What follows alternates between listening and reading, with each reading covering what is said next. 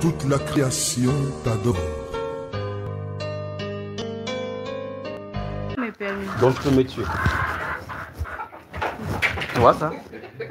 On dit tout est permis. La fornication t'est permis. Tu peux me tuer. Tu peux voler. Tu peux. Le verbe pouvoir. Donc tu as le pouvoir de le faire.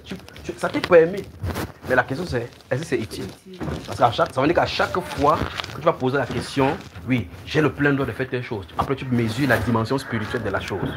Tu vois cela? Mais il dit tout m'est permis, mais tout ne m'est pas utile. Tout, il répète encore deuxième fois que tout m'est permis, mais je ne me serai pas asservi par quoi que ce soit. Par quoi que ce soit. Tu vois ça, c'est pour cela que le chrétien peut laisser donc qu'on viole ses droits. Pour cela. Mais il y a un moment où il faut se lever, vous dire stop, ça doit changer. Et nous sommes dans ce moment-là maintenant. D'accord? Tout est permis. Tu peux te laisser asservir, tu peux laisser qu'on te dépouille, qu'on fasse n'importe quoi pour prendre parce que tu as une espérance plus tard. Mais si tu vois que tu vas encore durer sur la terre, tu ferais mais défendre tes droits. Tu comprends ça? Alors donc tout m'est permis. Mais je ne laisserai pas assujetter par quoi que ce soit. Ah, si on prend ta maison, tu dis non, non, non, Jésus n'a pas de maison. Attends d'abord que tu dors dehors 3 fois. Mais qu'il fasse soleil, que tu sois dehors, tu vas maintenant voir qu'il faut défendre tes intérêts ici. Vous voyez cela, n'est-ce pas? Et donc dans cette 1 Corinthiens chapitre 10 maintenant, il dit que tout est à vous. Soit Christ, soit la mort, soit la vie. Tout est à vous. Alors maintenant, il dit donc, les croyants ont sur la terre plus des droits que des devoirs. Pourquoi? La première chose, c'est que le titre foncier entier de la terre appartient à ton père. Deuxième chose, c'est que tu es héritier. Quand on dit un héritier, ça veut dire que ton père n'est pas là. La maison appartient à qui? Voici tu es qui est ici, là, de louer ici, là. Il ne sait pas que la terre ici, quelqu'un d'autre est venu construire sur cela. Mais si je demande à celui qui est à la maison, là, il va me montrer un titre foncier avec un papier humain sur lequel il y a écrit. Mais la Bible déclare à l'Éternel la terre et tout ce qu'elle en fait.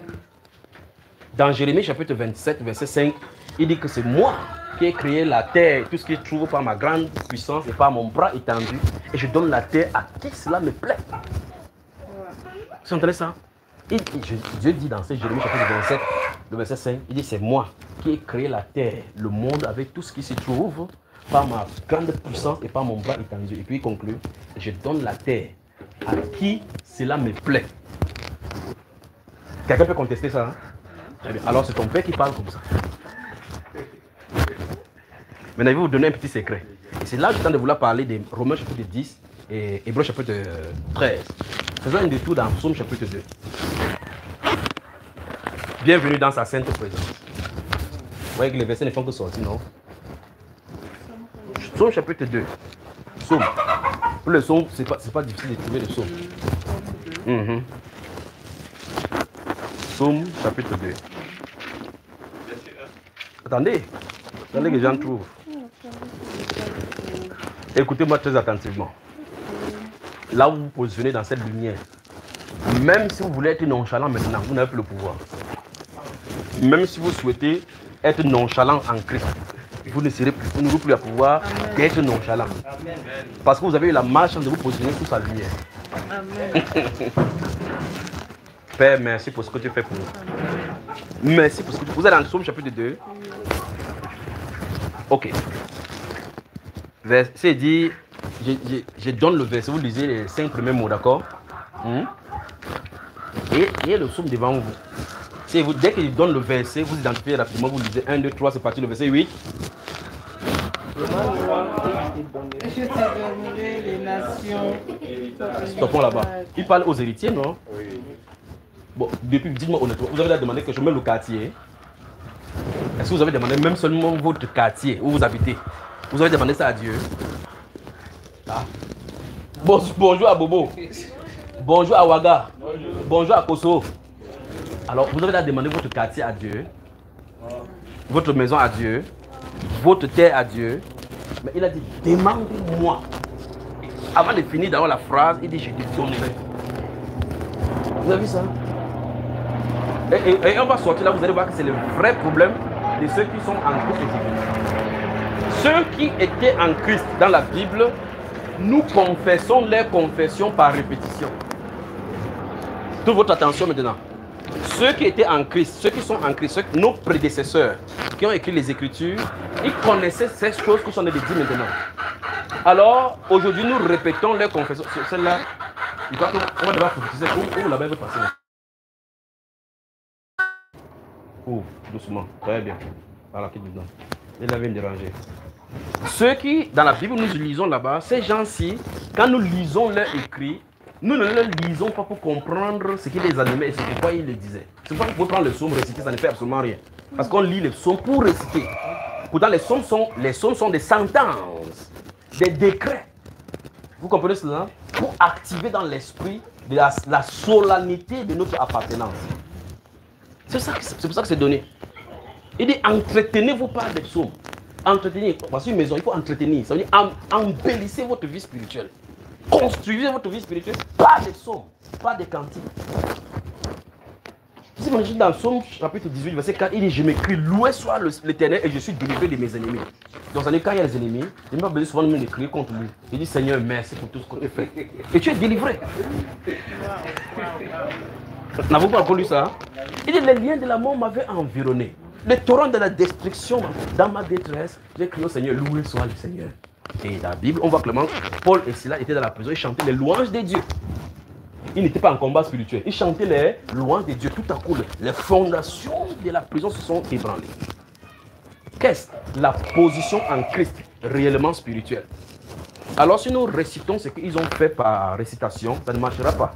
Mais si nous comprenons leur récitation, que leur récitation était des révélations bibliques pour s'appliquer, ça marchera. Et c'est pour cela que je suis là maintenant pour qu'on tourne l'aiguille, pour les mettre à l'heure. Amen. Vous voyez cela? Demandez-moi. Tu travailles quelque part, tu sais très bien que tu as droit à tel poste. Tu regardes, tu observes le poste, tu vois que tu respectes les conditions. Tu dis, Seigneur, merci pour ce poste. Vous remarquez, Dieu n'a pas dit, Seigneur, donne-moi ce poste. Tu le remercies pour le poste. Tu soumets ton dossier, tu restes. Ils vont tourner, la grâce viendra sur toi. Esther n'avait pas le droit de se présenter au roi pendant 1 an. Mais il y avait une situation urgente. Il est allé dans l'esprit où on prépare les choses de la terre. Quand il est sorti, c'est le roi qui a dit, même si tu n'as pas le droit, je préfère te donner même la moitié du royaume. Qu'est-ce qu'il a animé sur le monsieur là? Au point de dire que Esther, même si c'est la moitié de mon royaume que tu demandes, je te donne. Pourtant, il avait une panoplie de femmes. Esther trouva grâce à ses yeux. Vous savez quelque chose? La grâce de Dieu, source de salut, a été manifestée. Plongez, grandissez dans la grâce. Grandir dans la grâce, c'est prendre la portion de Jésus qui est en toi et manifester. Comment on va lire la Bible? On est toujours les derniers. On sait seulement chanter, je suis la tête et non la queue. En tout temps, tu es derrière. Les gens avancent. Je suis la tête et non la queue. Et en tout temps, tu es à la queue. Quand quelqu'un dit, arrête les bêtises maintenant. Arrête vraiment les bêtises. Il est temps de rayonner. De briller. Car la lumière est là. Pour nous éclairer. Pour éclairer nos ténèbres. Afin que nous devenions lumière. Et celle de la terre. Afin de manifester la lumière. Très bien. C'est bon là? Alors dans ce psaume 2, verset 8, il dit que demande-moi des nations et je te donnerai des nations pour héritage. Il parle aux héritiers, parce qu'il parle d'héritage. C'est bizarre, pas vrai? Mais ce sont les psaumes de ce deuxième chapitre du psaume. Et si vous lisez là-bas, il a de parler aux fils et aux rois de la terre que nous considérons ici comme les grands. Il dit que je vous conseille de baiser le fils. C'est aux rois de la terre qu'on a beaucoup de protocoles à les rencontrer ici. Qu'on dit, on leur dit que vous ferez mieux d'embrasser Jésus. Parce qu'il va se lever, va vous gifler. Il dit que du haut des cieux, il se rit d'eux. Mais toi, tu as derrière la avec Jésus. C'est magnifique, je vous le dis. Vous voyez? Il dit baiser le fils afin qu'il se rit. Il est assis sur son trône, il observe, il rit. Mais toi, tu es un héritier. Donc, est-ce que vous savez très bien que si le Seigneur vient dans le rétablissement de toutes choses, peut-être c'est toi qui vas mettre le gouverneur maintenant de Ouaga. Mais quand tu regardes comme ça, tu dis que non, je n'ai pas fait l'ENAM. Je n'ai pas fait l'ENAM. Votre président lui-même a dit qu'il n'y a pas une école pour être président. On est d'accord, non? Donc, c'est pour ça qu'il n'y a pas de discours diplomatique. Si vous venez là, vous dites que faites comme ça, ils sont au micro, ils disent tout ce que vous avez dit là-bas. Parce que les politiciens n'aiment pas dire ça. Il dit le chef de l'État et nous nous sommes entretenus sur des relations bilatérales qui lient les Burkina avec le peuple frère. Ils tournent comme ça. Alors qu'ils ont dit que l'uranium, on fait comment de ça?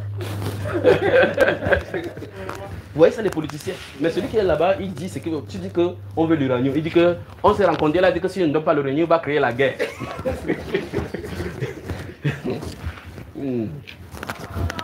Alors, vous êtes un peuple qui est rempli de force parce que celui qui vous a engendré, c'est le Tout-Puissant. D'accord? Donc, c'est le plénissement, c'est terminé. Regarde quelqu'un maintenant, regarde quelqu'un dans les yeux, fixe quelqu'un, tu te rends compte. Dis, est-ce que tu sais vraiment qui tu es donc?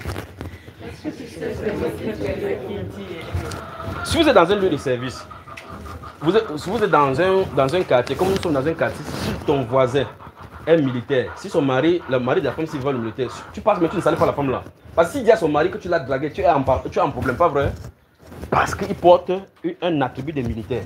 N'en parlons pas s'il est colonel. Tu es dans une salle de classe que ton ami, ton frère ou bien ton coéquipier, enfin, classmate, ton camarade de classe, son père est capitaine ou colonel. Casse son stylo et puis tu vas voir de quoi il est question. Parce que tu vois que son père, on le craint à cause de son père. Maintenant, regarde quelqu'un, dit qui est ton père? Dis à quelqu'un, qui est ton père? Alors si ton père c'est le roi des rois, dans ce cas, définitivement, tu n'as plus rien à craindre. Parce qu'il a dit dans les Saintes Écritures que c'est celui qui te touche ses propres yeux. Donc ça veut dire qu'à lui, il va rendre corps. Il ne faut pas toucher un enfant de Dieu sur la terre et vous allez tranquille. Ce n'est pas possible. C'est pour ça que je vous dis, vous entendez cela. Connaissant ça, je dis, quand je vais, les endroits où je dors sans prier, c'est là où il y a les sorciers. Vous pouvez me voir, je vais quelque part où il y a les sorciers, ils commencent à prier que, oh Seigneur. Mais les gens prient là où il y a les sorciers par peur. Ils croient que c'est la prière qui va les garder là-bas. Non, quelqu'un est envoyé, il garde, et c'est celui-là qui voit. Vous comprenez cela? Donc, s'il y a des sorciers ici dans les environs, je vais leur dire, ok, maintenant, comme il y a des sorciers, ils vont monter les gardes maintenant pour dire à leurs amis des sorciers, ne venez pas par ici, c'est dangereux. Et je dors tranquillement. Parce que quand tu es tranquille, il dit que le gars, si c'est sûr que c'est ce quoi il compte. Mais quand tu as prié, plus tu pries, plus on regarde ton atmosphère spirituelle pour voir si ce que tu pries est ce qui est imbibé dans ton atmosphère spirituelle. On voit que tu pries et que tu récites la parole par la peur. Ils viennent donc challenger cela. Mais dans le calme et l'assurance, les gens commencent à déménager. Oh, tu vois. Un de ces jours, quand nous habitions dans une maison, il y avait chaque 18 heures, nous étions à l'étage. Il y a quelque chose qui sortait toujours en l'air. Ça se posait sur la toiture. La toiture est totalement fermée tout autour. Il n'y a pas d'arbre de côté. Comme vous voyez l'arbre, c'est beaucoup dit que ça sort de cet arbre pour atterrir sur la toiture. À nous, au nord, au sud, nous sommes isolés. Il n'y a pas d'arbre. Et puis vous voyez, chaque 18 heures, je vais d'ailleurs noter.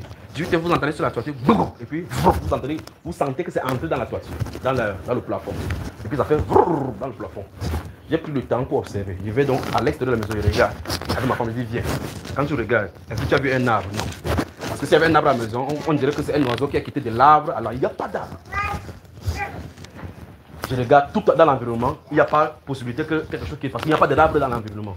Mais quelque chose atterrit toujours sur la toiture chaque 18 heures. Une nuit, il y a une soeur qui a habité à la maison qui a vu comment la chose, nous sommes au 12e étage, a sauté comme si c'était une bête. Qui a sauté, bon, comme la panthère noire, atterri au sol comme ça, parti dans la société. J'ai appelé le bailleur de la maison. Il dit, si tu as gardé quelque chose en haut, il faudrait me l'enlever parce que je vais tuer. Parce qu'il ne fallait pas qu'il tue celui qui est à la maison. On dit que non, tu es venu tuer le bailleur. Parce que si pas chez le marabout, on va dire que c'est le monsieur qui est à l'intérieur qui a tué. Et il veut vraiment dire que c'est moi qui ai tué. Il dit, si tu as gardé quelque chose en haut, dis, il faut l'enlever. Il dit, non, ma part, je n'ai pas gardé en haut, c'est dans mon ventre. Ma part, c'est dans mon ventre. Donc il m'a dit que son serpent, lui, est dans son ventre. Donc il ne peut pas garder parce que c'est dangereux. Il dit, ok, maintenant comme ce n'est pas lui, je vais tuer. Donc il a donné le décret, c'est juste le décret. Je ne suis pas là pour prier, oh, il envoie le feu, non. Il est à compter de jeudi. Comme le doigt s'est monté comme ça, tu travailles dans cette dimension, tu es brûlé. Point. Et puis je dors. C'était la fin de ces choses. Alors, vous avez les bouches pour déclarer les décrets parce que vous êtes en Christ. Vous pouvez changer n'importe quel environnement avec votre foi. Vous n'avez pas besoin de crier. Juste en regardant, en disant, c'est terminé maintenant. Terminé. Les personnes qui sont là, ce sont les gens de mauvaises personnes, ils sauront où la source est venue pour que les choses changent. Dans l'esprit, on répète. Parce que quand tu dis, c'est terminé, c'est comme le bar qu'on a mis dans l'esprit. Ça peut s'entendre aux États-Unis. C'est terminé. Parce que quand c'est terminé, c'est aussi la circonstance que vous voyez ici, c'était dans l'environnement. Mais dans l'esprit, ça résonne et ça restera ça joue dans l'univers comme ça. Dans l'univers. Vous comprenez ça, hein? Vous comprenez mes frères?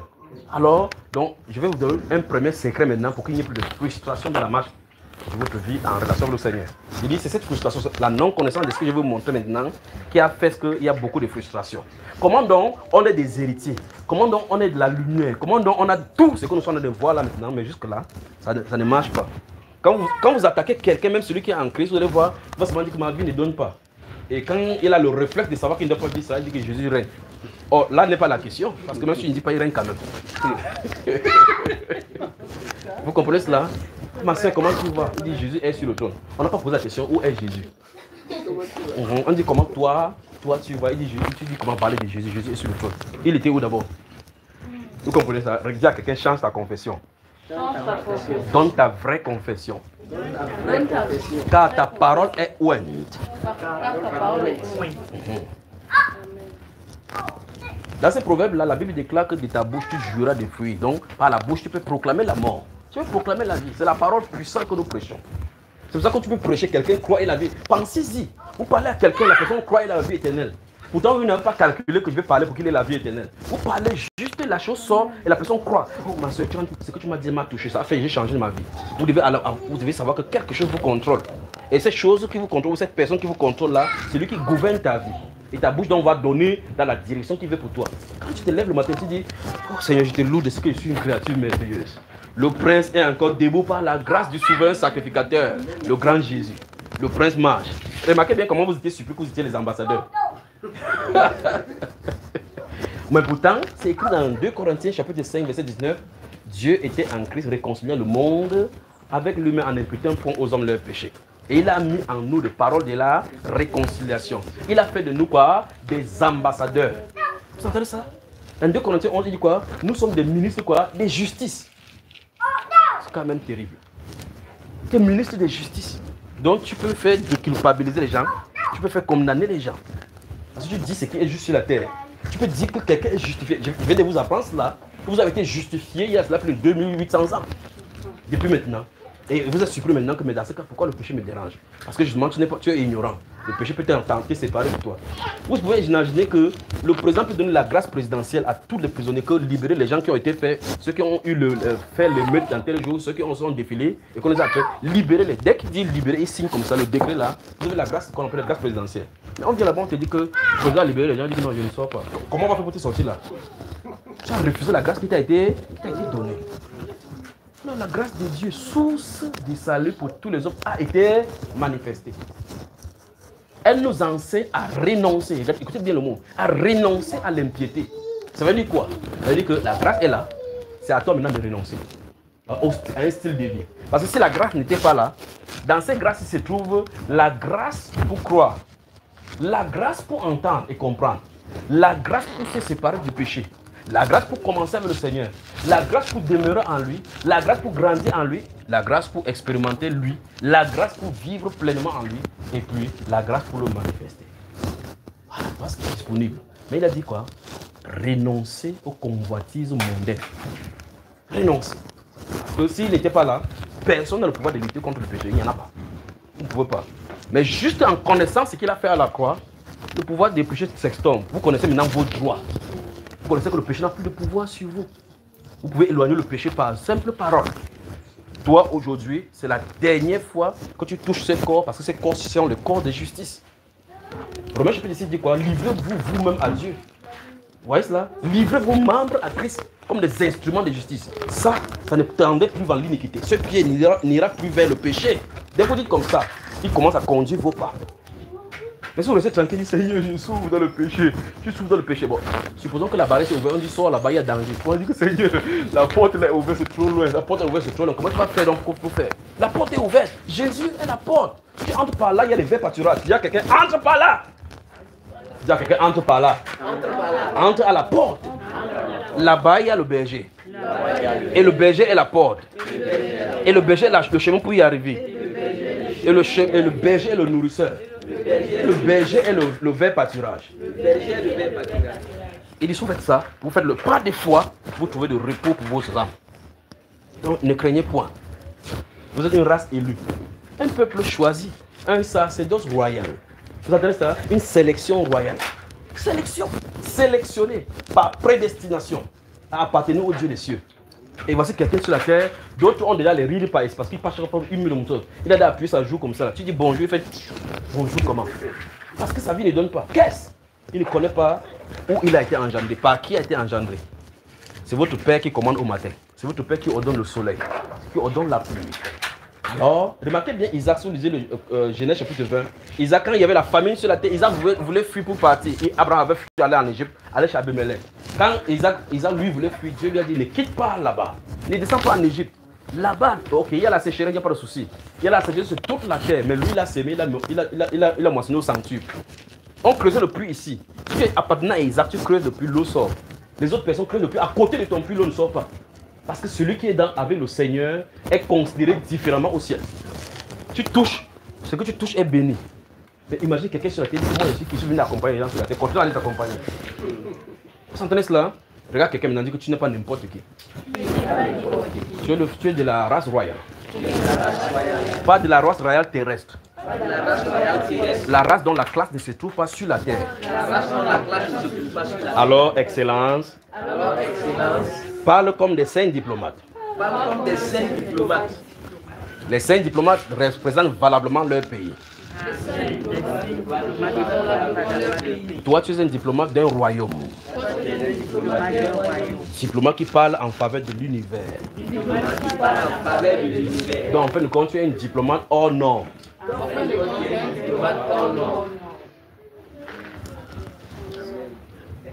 Vous avez moi? Romains chapitre 10 donc. Donc quand ceci sera assimilé, on va toucher le deuxième volet, donc le Saint-Esprit, l'œuvre du Saint-Esprit. Vous avez dit que vous étiez prêts, non? Comment je vous regarde comme ça, comme si vous étiez fatigué? Non. On peut aller 9h le temps, 10h le temps, ça ne me dérange pas. Ok. Oh. Je me sens bien vraiment. Je me sens bien.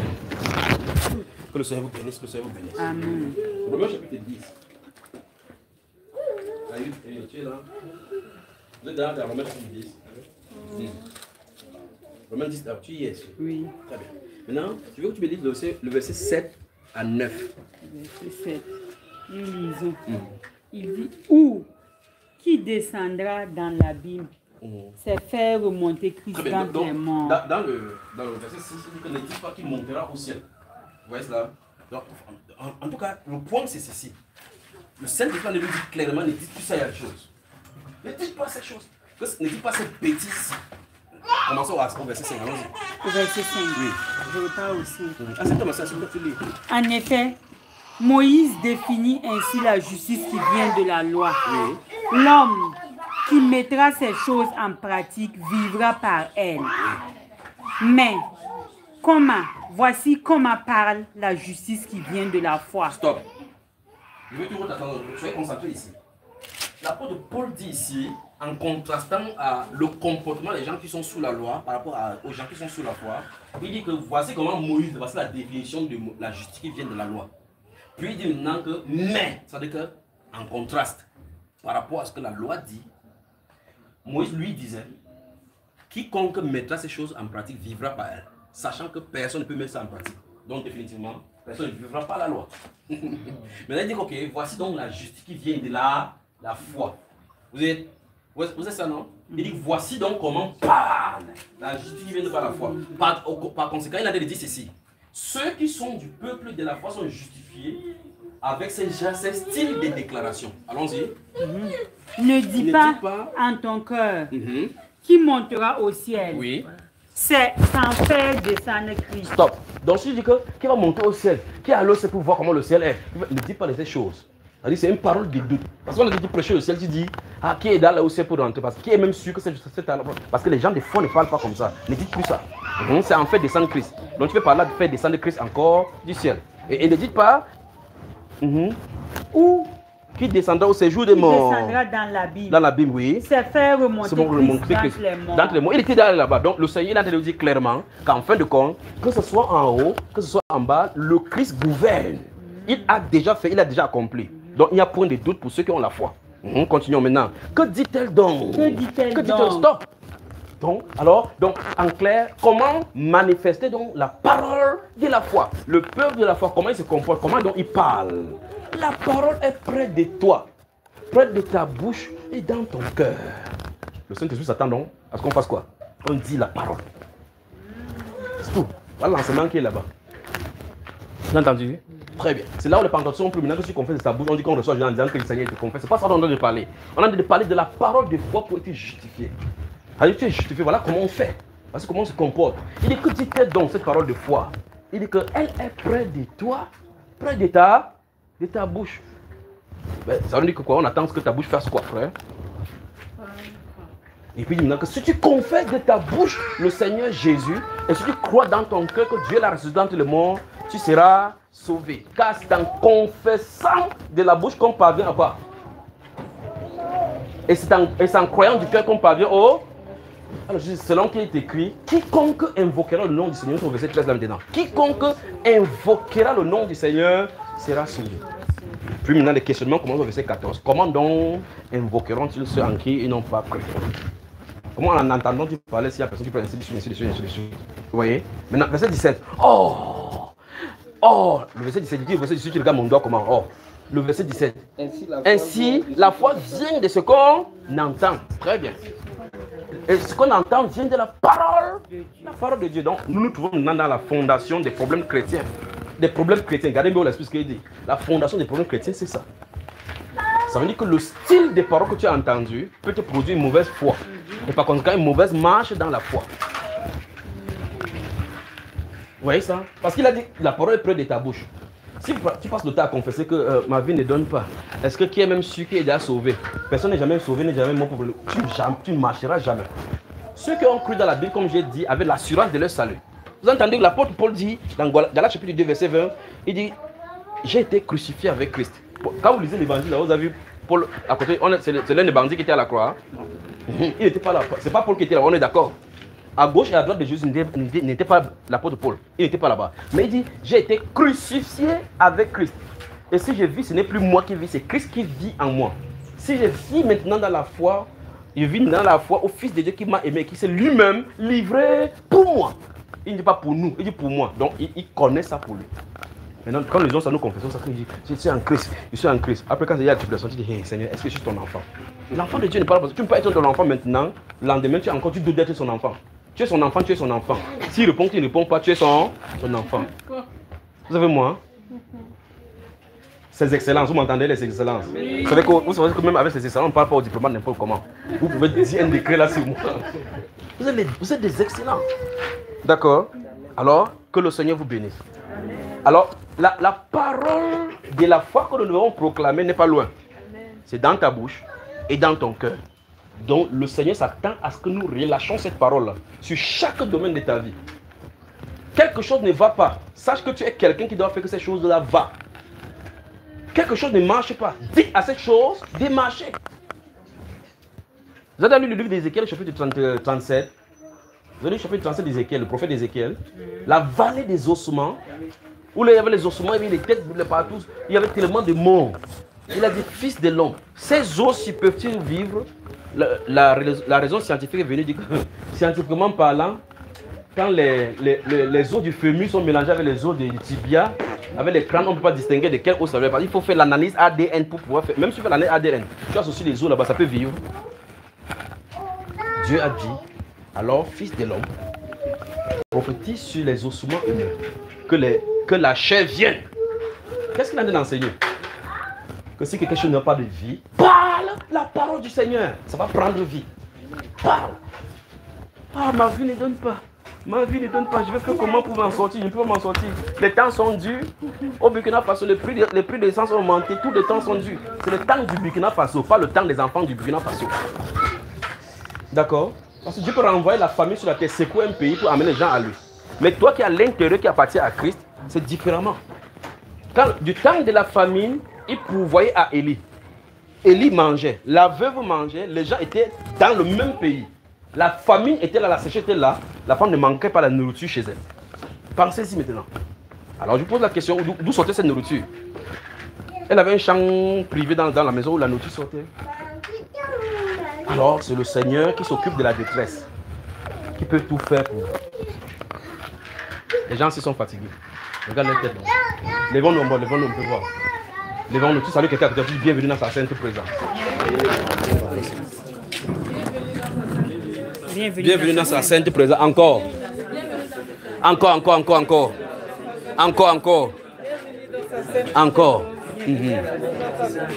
Bienvenue dans sa sainte présence. Bienvenue dans sa sainte présence. Bienvenue dans sa sainte présence. Que le Seigneur te bénisse. Beaucoup de bienvenue dans sa sainte présence ne nuit pas, d'accord? Trop de bienvenue dans sa sainte présence ne nuit pas. Ça ne nuit pas. Dites même ça 3 fois à quelqu'un. Ça ne nuira pas. L'excès de bienvenue dans sa sainte présence ne nuit pas, d'accord? Veuillez vous asseoir, veuillez vous asseoir, que le Seigneur vous bénisse. Ça va mon bébé, bienvenue dans sa sainte présence. Vous voyez que ça va vous détendre maintenant. Que le Seigneur vous bénisse. Très bien. Alors dans ces Romains chapitre... Non, ça va mon frère. Dans ces Romains chapitre 10, il dit que la parole est près de toi, près de ta bouche. Si nous confessons, si nous disons, voilà comment ça va parler. Et dans ce verset 17 du chapitre 10 de Romains, il dit quoi? Il dit que la foi vient de ce qu'on entend. Alors il faut questionner ce qu'on a entendu. La preuve, la marche dégringolante que nous avons en Christ est suite du fait que la fondation n'avait pas été bien posée. Parce que si la foi est bien positionnée en Christ, vous n'allez pas aller de part et d'autre. Vous voyez cela? Quand celui-ci, par exemple, dit qu'il partait au séminaire, il partait chercher qui au séminaire? Vous remarquez que le problème, c'est le problème de condiments qui ont chassé au séminaire. Parce qu'en fin de compte, l'objectif du séminaire, ce n'est pas pour faire quelque chose du Seigneur. Parce que Dieu n'a pas destiné le séminaire pour le connaître. Dieu n'a pas destiné un séminaire pour le connaître. Dieu n'a pas destiné une école biblique pour le connaître.